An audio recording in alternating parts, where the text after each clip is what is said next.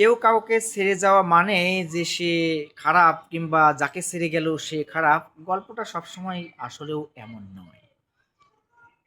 কোনো সম্পর্ক নষ্ট হওয়ার ক্ষেত্রে অনেক কারণ থাকে, ছোট বড়, মানসিক, আর্থিক, শারীরিক, পারিবারিক, সামাজিক,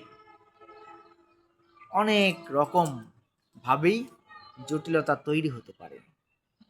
জীবনের লক্ষ্য আলাদা যদি হয়, ভেঙে যেতে পারে সম্পর্ক।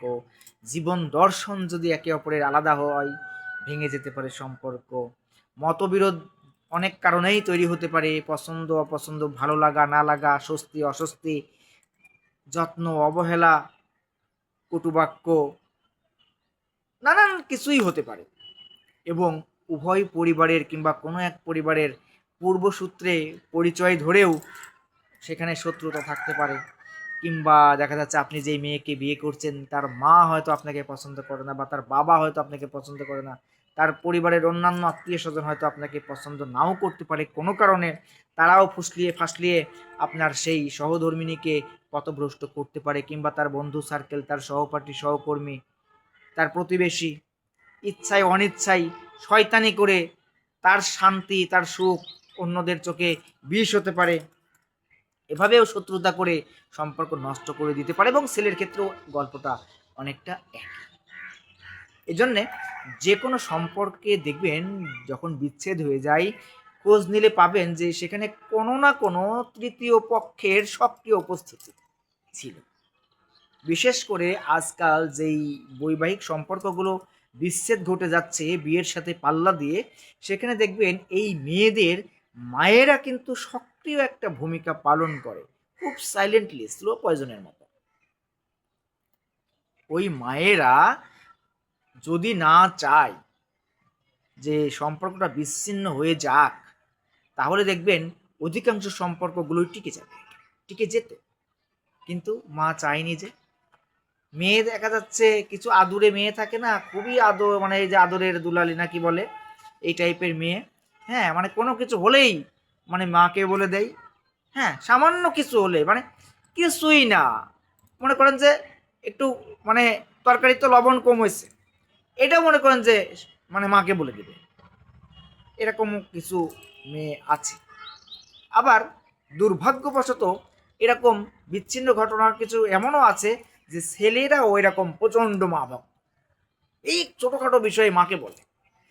যখন সেটা ছেলে হোক মেয়ে হোক, মেয়েদের ক্ষেত্রে এমনটা বেশি মা ভক্তি, ছেলেদের ক্ষেত্রে এমন আছে। তো অতিরিক্ত মা ভক্তি ছেলে কিংবা মেয়ে কেউই দেখবেন তাদের সাংসারিক জীবনে সুখী হতে পারে না। কারণ ওই যে মতবিরোধ তৈরি হয়, ছোটোখাটো ব্যাপারে দেখা যাচ্ছে তিরিং বিরিং করে। হ্যাঁ, আবার যখনই মাকে বলে দেয় আর মা যদি একটু স্প্রিংয়ের মতো লাফ দিয়ে ওঠে, তাহলে তো মনে করেন যে কেল্লা ফাঁপে। তো বেশিরভাগ সম্পর্কগুলো, বিশেষ করে আজকে যে বিচ্ছিন্ন যারা হচ্ছে পারিবারিক সম্পর্ক থেকে, বৈবাহিক জীবন থেকে, যারা বিচ্ছেদের সিদ্ধান্ত নিচ্ছে বিকল্পহীন, ওটাই সমাধান মনে করছে, তাদের খোঁজ নিয়ে দেখবেন। আমরা সাধারণত যত ঘটনাই শুনি বা রটনাই শুনি, এই প্রতিটি ঘটনা এবং রটনার পেছনে আরও অসংখ্য ঘটনা রয়ে যায়। কেউ কাউকে ক্ষতি করছে, কেউ কাউকে কষ্ট দিচ্ছে, কেউ কাউকে নির্যাতন করছে, এটার পেছনেও দেখবেন নানান রকম পেছনের ইস্যু আছে। কোনো রকম ইস্যু ছাড়া একতরফাভাবে কেউ কখনো কারোর উপরে চড়াও হয় না, কোনো কিছুতে না, না মেয়ে না ছেলে, কোথাওই না। ভুল ত্রুটি উভয়েরই কম বেশি থাকে, কারো হয়তো কম, কারো বেশি, এটাই খুব স্বাভাবিক। তবে প্রতিটি মানুষের উচিত কোনো সম্পর্কে জড়ালে সেই সম্পর্কটাকে টিকিয়ে রাখার সর্বোচ্চ চেষ্টা করে যাওয়া। এছাড়া যে কোনো পরিস্থিতিতে হুটহাট করে সম্পর্ক পরিবর্তন করে হাত বদল করে অন্য হাতে যাওয়া মানে যে সুখের কারণ বয়ে আনবে, গল্পটা বেশিরভাগ মানুষের জীবনে এমন হয় না। যারা হাতের পর হাত বদল, বুকের পর বুক বদলকে কিছু মনেই করে না, তারা জীবনে কোথাও কোনোদিন সুখ, শান্তি, সম্মান কোনোটাই পায় না। তারা এভাবেই হাতের পর হাত, বুকের পর বুক, এভাবেই করতে করতে তারা কবর পর্যন্ত চলে যায়। সুখের দেখা তারা কোনো দিন পায় না। সেটা নারীর ক্ষেত্রে বলেন আর পুরুষের ক্ষেত্রে বলেন। যারা মনে করে যে ভুল বোঝাবুঝি হলো আর ডিভোর্স দিয়ে দিলাম, আমি সুখে থাকবো, অন্য কোথাও দেখে নেব, অন্য কোথাও অন্য কোনো মেয়েকে বিয়ে করে নেব বা ছেলেকে বিয়ে করে নেব, মানে ছেলে মেয়ে যারাই বিচ্ছিন্ন হচ্ছে না কেন একে অপরকে বিপরীত লিঙ্গ মনে করছে ভালো কিছু হবে, ব্যাপারটা এরকম ঘটে না। প্রথম সম্পর্কে যারা সুখী হয় না তারা সাধারণত আর কোথাও গিয়ে সুখী হতে পারে না। এমন হয় যে কোনো কারণে, যৌক্তিক কারণে হয়তো ডিভোর্স হয়ে গেছে, অনেক দিন দেখা যাচ্ছে সে একা আছে, হ্যাঁ, পরবর্তীতে একটা সম্পর্কে জড়িয়েছে, সেখানে সুখী হয়েছে, আছে এরকম, তবে বেশিরভাগ ক্ষেত্রে জটিলতা তৈরি হয়। কারণ আজকে যেই মেয়ে দেখা যাচ্ছে যেই অভিযোগ দিয়ে যেই ছেলেকে ছেড়ে দিচ্ছে, বা যেই ছেলে আজকে যে অভিযোগ দিয়ে যেই মেয়েকে ছেড়ে দিচ্ছে, মেয়েরা সাধারণত ডিভোর্স বেশি দেয় যদিও ছেলেদের তুলনায় বর্তমান। কারণ কোনো ছেলে টাকা খরচ করে বা সময় দিয়ে বা নিজে থেকে আগ্রহ করে যে কোনোভাবেই হোক, কোনো ছেলে কখনো বিচ্ছেদ করার জন্য বিয়ে করে না।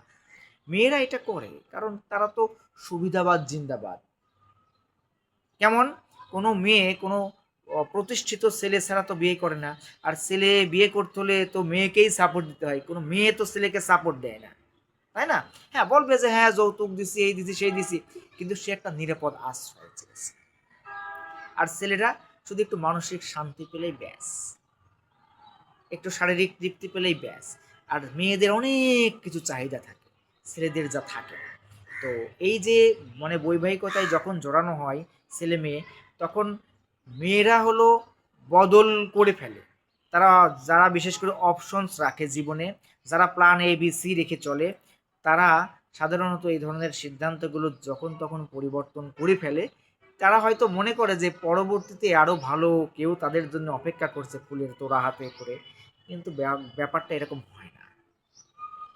আর কিছু মানুষ আছে বিচ্ছেদের পরে বন্দি হয়ে যায়, হ্যাঁ, নির্জনতা বেছে নেয়, নিঃসঙ্গতায় চলে যায়, তারা সার্কেল থেকে দূরে থাকে। আবার কিছু আছে বিশেষ করে মেয়েরা আরও খোলামেলা হয়ে যায়, আরও সার্কেল বাড়ায়, সবার সাথে আরও কানেক্টিভিটি বাড়ায়, কমিউনিকেশন বাড়ায়, সবার সাথে ওঠা বসা ঘোরাফেরা লম্পচম্প জীবন, তারা ওইদিকে আবার ফিরে যায় বা নতুন করে জড়িয়ে যায়। তাদের জীবন এভাবেই চলে, কারণ তারা তো শৃঙ্খলা মানতে রাজি না। তারা শৃঙ্খলার শিকলকে শিকলবন্দি কারাগার মনে করে। তারা এভাবেই উড়ন্ত থাকে, দুরন্ত গতিতে চলতে থাকে। তারা জীবনে আর কোথাও কোনোদিন কোনোভাবে সুখ, শান্তি, সম্মান কোনোটার দেখাই পায় না।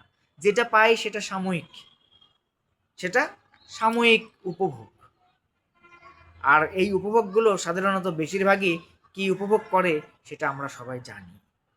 সেটা ওই তো প্লাগ অ্যান্ড সকেটে লাগালাগি করে, মোবাইল সার্চ করে, এভাবেই চলে। আবার সমাজে দেখবেন যে বিচ্ছিন্ন মানে হয় সম্পর্কগুলো, যারা বিচ্ছেদ হয়ে যায় যাদের জীবনে, কোনো মেয়ের বিচ্ছেদের ঘটনায় যদি ওই মেয়ের আত্মীয় স্বজন বা বন্ধু সার্কেল যদি খুশি হয়, তাহলে বুঝবেন ওই যে শিয়ালে মুরগি পেয়েছে, শিয়ালের দল মুরগি পেয়েছে নাগালে, এখন তার ইচ্ছা মতো মনে করেন যে তাকে তাদের সুবিধায় ব্যবহার করবে, বুঝলেন না?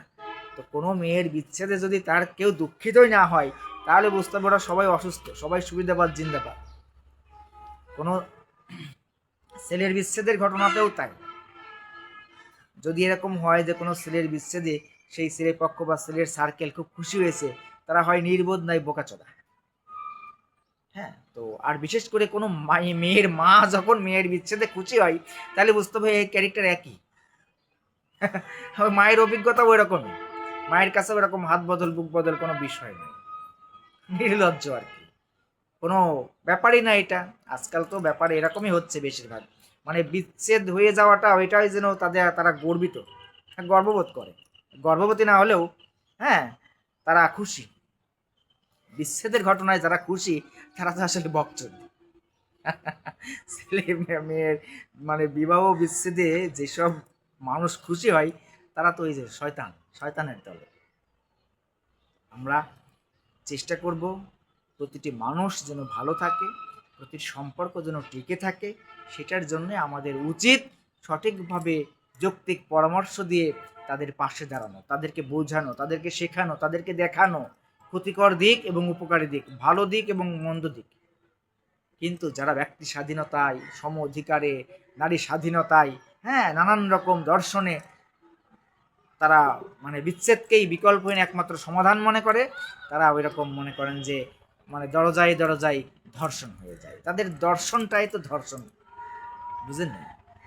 আমরা খুব সতর্ক থাকব এবং হাত বদল মানেই যে সুখের দেখা পাবো, গল্পটা সত্যিই এমন নয়। যাদের জীবনে বিচ্ছেদ হয়েছে তাদের জীবনে খোঁজ নিয়ে দেখবেন, আমি আমার নিজের জীবন থেকেও দেখি গল্পটা এমন। যতটুকু সময় আছি ভালো থাকি, ভালো রাখি। MZ love and life motivations club কর্তৃক আমি কাউন্সিলর জ্যাক ডেনভার বিদায় নিচ্ছি। আল্লাহ হাফেজ।